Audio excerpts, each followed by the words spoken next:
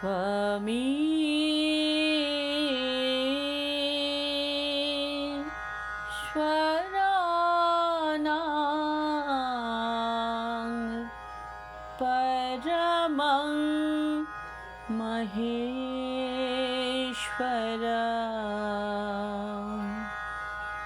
Tvang Devatānaṁ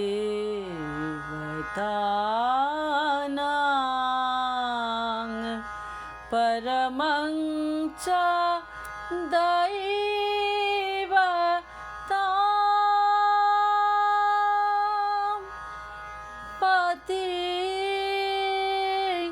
Patīnaṁ Paramam Parastat Vidamadevam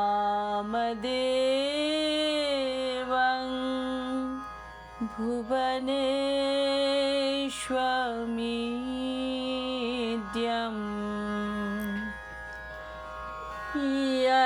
Yaetad Viduramrita Ste Bhavanti Yaetad Viduramrita Ste Bhavanti. The Baroque, yet modest. The deep, yet simple. The exclusive, yet familiar. Rabindranath Tagore. His writings touch us every moment of every day. His words are on our lips, his music is in our veins, and he is in our soul. Here, in Canada, especially among our children, what is Tagore's relevance? Who is he for them? How can we bring Tagore to those who, like myself, have read him here and there, but have never had the opportunity to soak their souls in his grandeur? On this 159th year of his birth, we pay our humble homage to Gurudev through Rabindranath in everyone's heart. আসুন দেখি জিটিএর ছোট ছোট বাচ্চাদের এবং বড়দের এক সামগ্রিক প্রয়াস সবার হৃদয়ে Rabindranath.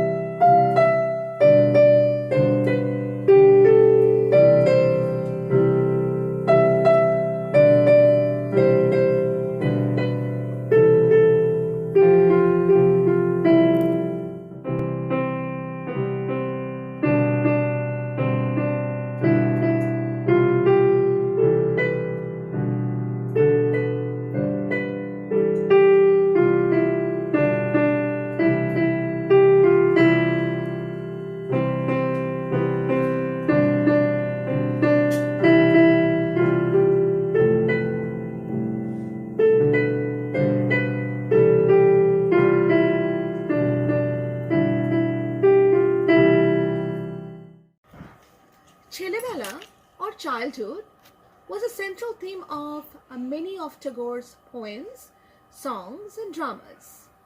The youngest of several well-accomplished brothers and somewhat neglected as a child, Tagore writes in his autobiography, I saw my older brother and my sister's son, Satya, also a little older than myself, starting off to school, leaving me behind, accounted unfit. I had never yet ridden a carriage, nor even got out of the house. So when Satya came back full of unduly glowing accounts of his adventures, I felt I simply could not stay at home.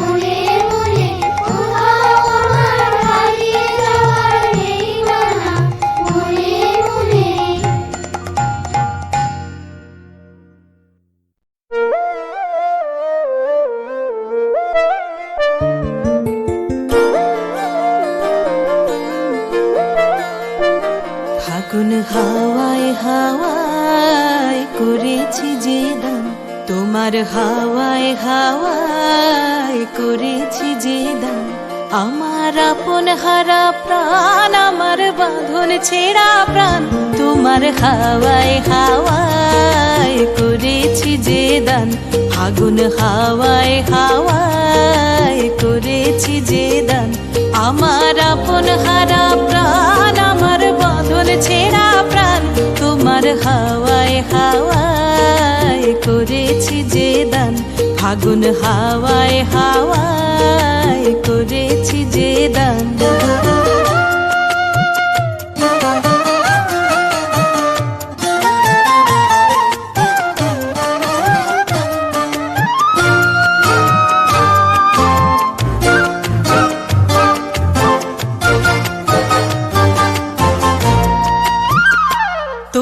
রসকে কিংসুকে,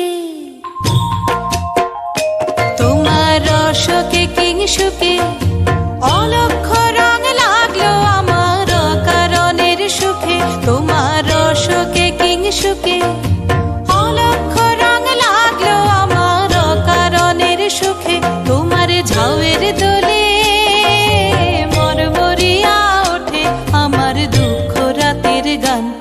তোমার হাওয়ায় হাওয়ায় করেছি যে দান, ফাগুন হাওয়ায় হাওয়ায় করেছি যে দান।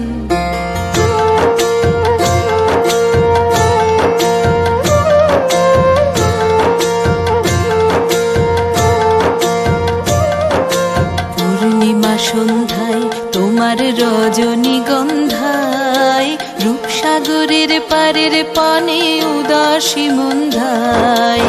পূর্ণিমা সন্ধ্যায় তোমার রজনীগন্ধায়, রূপসাগরের পারের পানে উদাসী মন্ধায়। তোমার প্রজাপতির পাখা,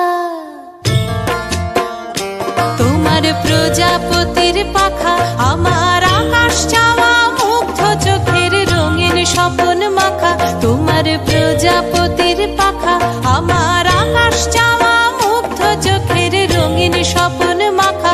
তোমার চাঁদের আলোয় মিলায় আমার দুঃখ সুখের সকল অবসান। তোমার হাওয়ায় হাওয়ায় করেছি যে দান, ফাগুন হাওয়ায় হাওয়ায় করেছি যে দান। আমার আপন হারা প্রাণ, আমার বাঁধন ছেঁড়া প্রাণ, তোমার হাওয়ায় হাওয়ায় করেছি যে দান, ফাগুন হাওয়ায় হাওয়ায় করেছি যে দান। Born Bir Purush, the hero, a little boy Koka, fantasizes. Traveling with his mother through a barren land in the pitch darkness of a moonless night. Suddenly, the robbers attack from all sides with their glistening swords and blood-curdling cries. Oh, what a battle it was! Thank God Koka was with his mother.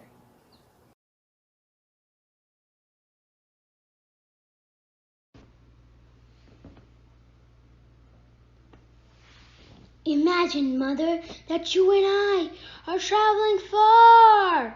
Can't remember why your palanquin was rocking to and fro, with 4 miharas going hee-haw. Besides them, I am trotting along on my little red pony, singing a song. My hoof dust clouds, and the end of they thorn bushes, bleak in the low sun's ray. It's barren! It's barren! Every which way!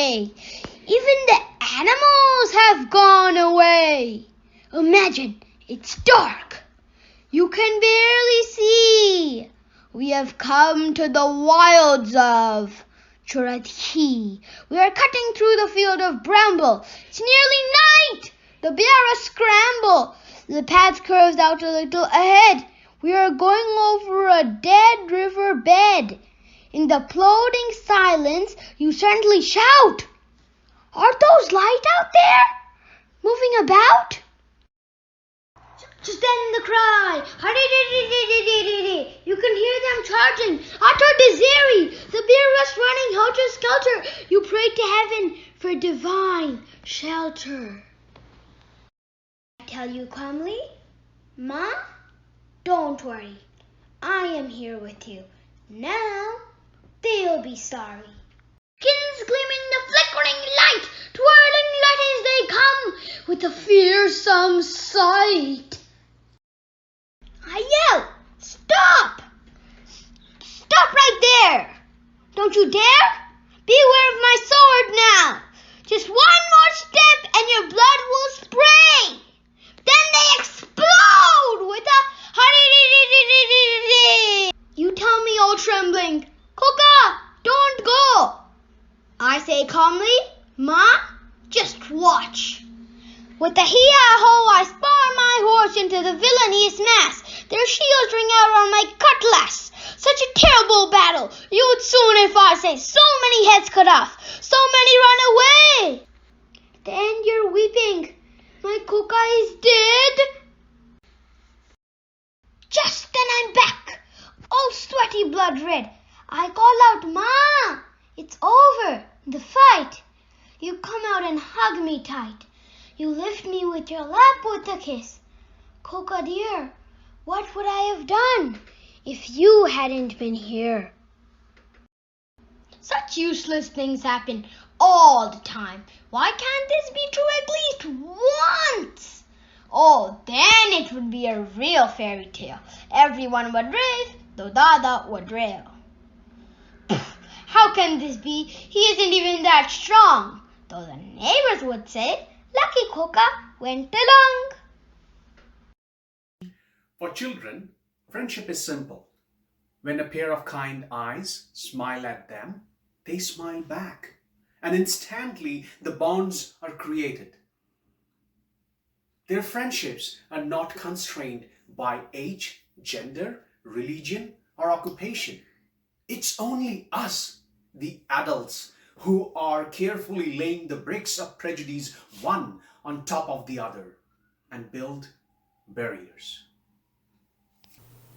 Hello children, today I'm going to tell you the story of Kabuliwala, which was a short story written by Tagore in Bengali in 1892. For those of you who don't know, a Kabuliwala refers to a trader from the country of Afghanistan who would often travel to other countries such as India, peddling his goods, usually dry fruits such as almonds and pistachios, and often embroidered shawls. In this story, a Kabuliwala called Rehmat travels from Kabul in Afghanistan to Calcutta in India to trade in his goods, and in his sojourn encounters a 5-year-old girl called Minnie in her home, where she lives with her mother and father. Minnie's mother is initially afraid of her mingling freely and joyously with an unfamiliar stranger.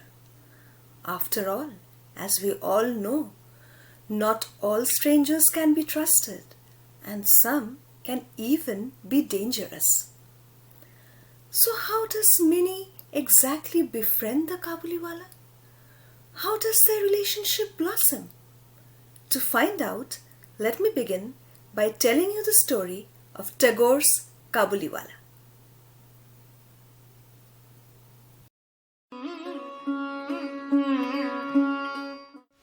Minnie is the 5-year-old daughter of Robi Babu, who can't stop talking for a minute. It only took her a year to learn to speak after coming into the world, and ever since she has not wasted a minute of her waking hours by keeping silent. Father, Ramduel the gatekeeper calls a crow a kawa instead of a cock. He doesn't know anything, does he? Father, Bhola says it rains when an elephant in the sky squirts water out of its trunk. What nonsense he talks. On and on all day. Father, what relation is mother to you? That's a good question. Now you run off and go and play with Bhola. I have got work to do. Instead of listening to her father, she sat down near his feet in his study and, slapping her knees, began to recite Agdum Bagdum at top speed. The study looked out onto the road. Minnie suddenly ran over to the window and shouted, Kabuliwala, oh Kabuliwala. Dressed in dirty, baggy clothes, puggree on his head, bag hanging from his shoulder, and with 3 or 4 boxes of grapes in his hands, a tall Kabuliwala was ambling along the road. It was hard to say exactly what thoughts the sight of him had put into Minnie's mind, but she began to shout and shriek at him. But just as the Kabuliwala, attracted by Minnie's yells, looked towards her with a smile and started to approach the house, Minnie gasped and ran into the inner rooms, disappearing from view. She had a blind conviction that if one looked inside that swinging bag, one would find 3 or 4 live children like her. Meanwhile, the Kabuliwala came up to the window and smilingly salaamed. Rabi Babu decided it would be churlish not to invite the fellow inside and buy something from him. So he bought something. Then he chatted with him for a bit. When the Kabuliwala got up to leave, he asked, Babu, where did your little girl go? Minnie? Minnie? She clung to her Baba and looked suspiciously at the Kabuliwala and his bag. The Kabuliwala took out some raisins and apricots and offered them to her. But she would not take them and clung to her Baba's knees with double suspicion. Thus passed her first meeting with the Kabuliwala.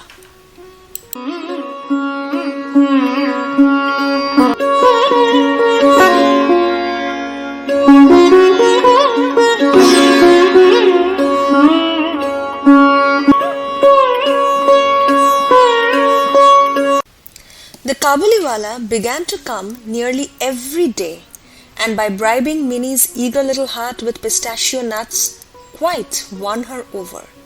They had certain fixed jokes and routines. For example, as soon as Minnie saw Rahmat, she giggled and asked, Kabuliwala, oh Kabuliwala, what have you got in your bag? It's an elephant. The notion of an elephant in his bag was the source of immense hilarity. It might not be a very subtle joke, but they both seemed to find it very funny, and it gave Robi Babu immense pleasure to see on an autumn morning a young child and a grown man laughing so heartily. They also had a couple of other jokes. Little one, don't ever go off to your shoshur bari. Are you going to your shoshur bari? No. If I go there, I will settle him. Most Bengali girls grow up hearing frequent references to the shoshur bari or in-laws house. But Robi Babu and his wife were rather progressive people and didn't keep talking to their young daughter about her future marriage. She therefore couldn't clearly understand what Rahmat meant. Yet to remain silent and give no reply was wholly against her nature. So she would turn the idea round and ask instead if Rahmat will go to the shoshur bari.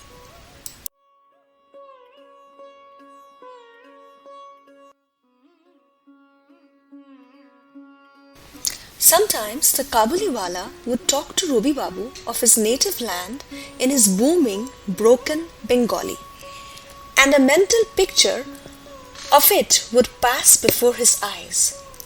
High, scorched, blood-colored, forbidding mountains on either side of a narrow desert path, laden camels passing, turbaned merchants and wayfarers, some on camels, some walking. Minnie's mother was one who got very easily alarmed. The slightest noise in the street made her think that all the world's drunkards were charging straight towards their house. She could not dispel from her mind the apprehension that the world was overrun with thieves, bandits, drunkards, snakes, tigers, malaria, caterpillars, cockroaches, and white-skinned marauders. She was not too happy about Rahmat the Kabuliwala. She repeatedly told her husband to keep a close eye on him. But Robi Babu saw nothing wrong in letting Rahmat come to their house. Every year, about the middle of the month of Magh, Rahmat went home. He was always very busy before he left, collecting money owed to him. But he still made time to visit Minnie. To see them together, one might well suppose that they were plotting something. If he couldn't come in the morning, he would come in the evening. to see his lanky figure in a corner of the darkened house, with his baggy pajamas hanging loosely around him, was indeed a little frightening. But her father's heart would light up as Minnie ran to meet Ramat, smiling and calling out to him, and the usual innocent jokes passed between the two friends, unequal in age though they were. One winter morning, Robi Babu was sitting in his little study correcting proof sheets of his novel. He looked out and saw Ramat in handcuffs, being marched along by two policemen, and behind him a crowd of curious boys. Ramat's clothes were blood-stained, and one of the policemen was holding a blood-soaked knife. Robi Babu went outside and stopped him, asking what was up. He heard partly from him and partly from Ramat himself that a neighbor of theirs had owed Ramat some money for a Rampuri Chattar. He had tried to lie his way out of the debt, and in the ensuing brawl, Ramat had stabbed him. Ramat was mouthing various unrepeatable curses against the lying debtor, when Minnie ran out of the house unsuspectingly and called out in her usual way, Kabliwala, oh Kabliwala, are you going to your Shoshur party? Yes, I'm going there now. I would have killed my Shoshur, but how could I with these handcuffs on? Minnie was not happy with the response, and Ramat was soon taken away. Later, he was convicted of assault and sent to prison for several years.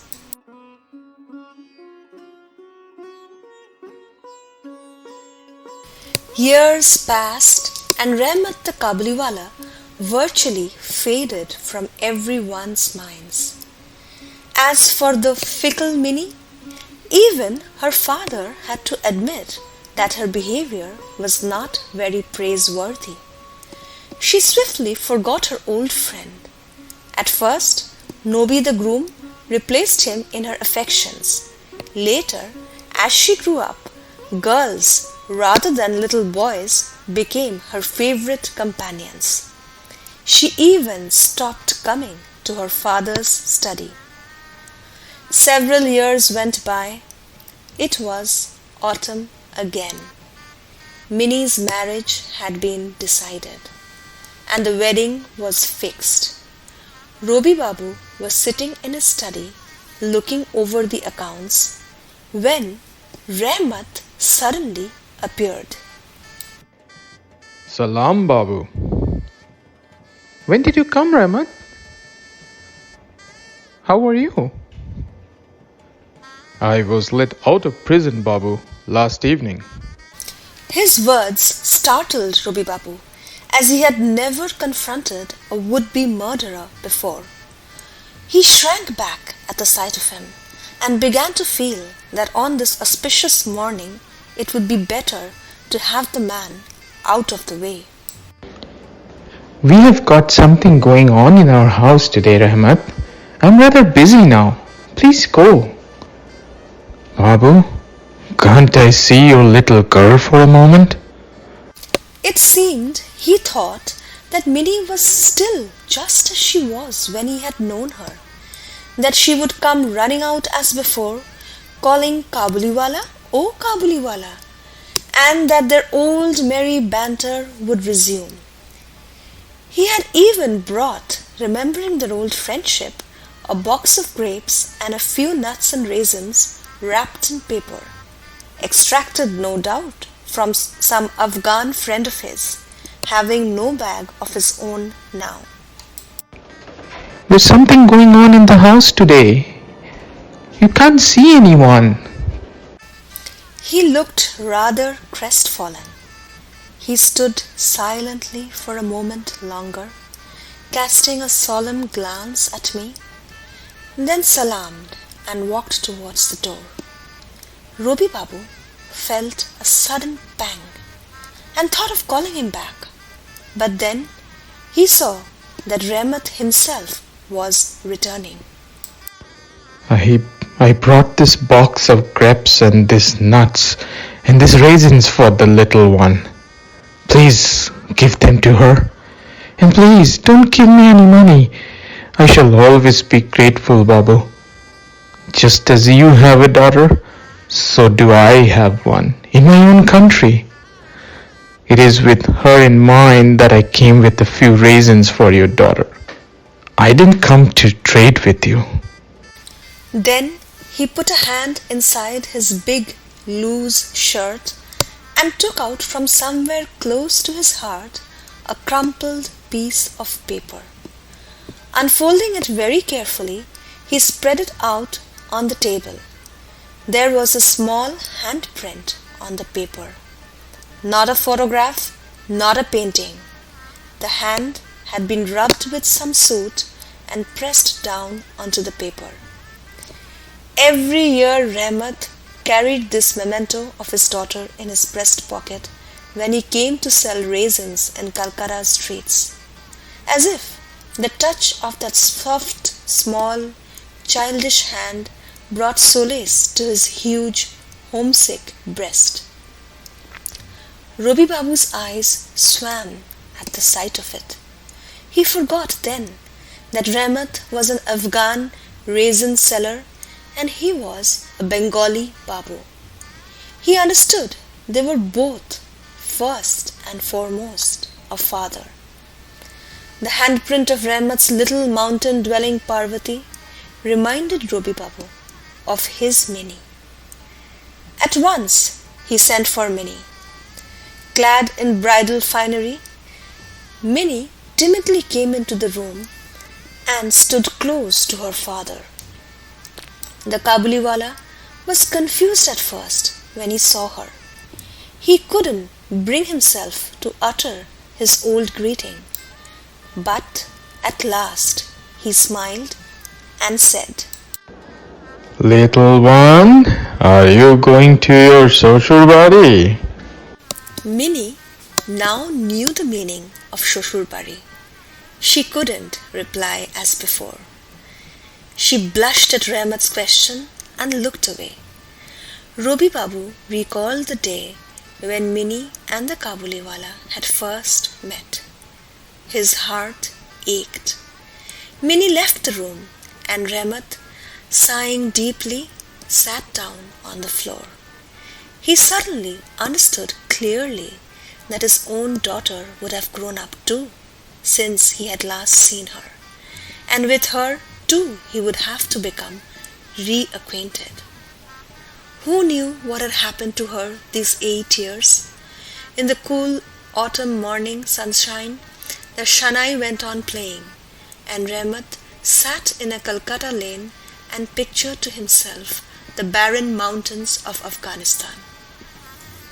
Robi Babu took out a banknote and gave it to him. Rahmat, go back to your homeland and to your daughter. By your blessed reunion, Minnie will be blessed. By giving him this money, Robi Babu had to trim certain items from the wedding festivities. He wasn't able to afford the electric illuminations he had planned, nor did the trumpet and drum band come. The women folk were very displeased at this, but for him, the ceremony was lit by a kinder, more gracious light.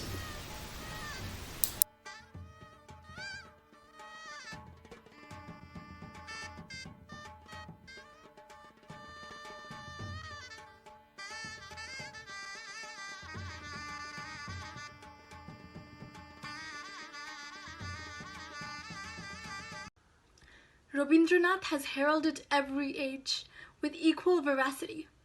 For him, boys and girls are the messengers of the new youth, Notun Jobaner Dut. Passionate, energetic, restless, they seek to break all barriers and taste freedom.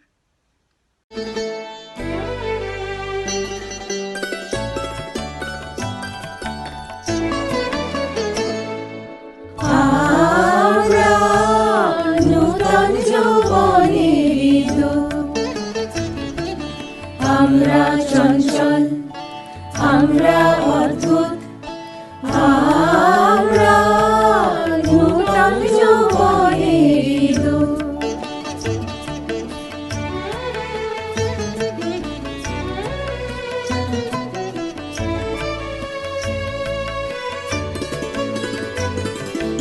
আমরা বেড়া ভাঙি, আমরা অশোক বনের রাঙা নেশায় রাঙি। আমরা বেড়া ভাঙি, আমরা অশোক বনের রাঙা নেশায় রাঙি। ঝঞ্ঝার বন্ধন ছিন্ন করে দি, আমরা বিদ্যুৎ, আমরা চঞ্চল, আমরা অদ্ভুত, আমরা নূতন যৌবনের দূত।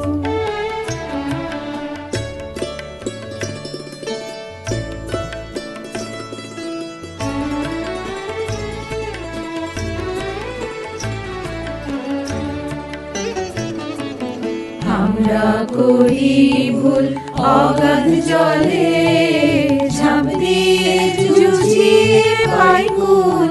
আমরা করি ভুল, আমরা করি ভুল অগাধ জলে, ঝাঁপ দিয়ে জুঝিয়ে পাই কুল। আমরা করি ভুল, যেখানে রাগ পড়ে জীবন মরণ ঝরে, যেখানে রাগ পড়ে জীবন মরণ ঝরে। আমরা প্রস্তুত, আমরা চঞ্চল, আমরা অদ্ভুত, আমরা নূতন যৌবনের দূত। At age 19, Tagore composed Valmiki Pratibha. The dance drama portrays the transformation of a wealth-thirsty, cruel robber chief into a celebrant of knowledge, peace, and wisdom. Ratnakar becomes Valmiki, the author of Ramayana. In our next presentation, the young followers of Ratnakar joyously proclaim their pride of unity.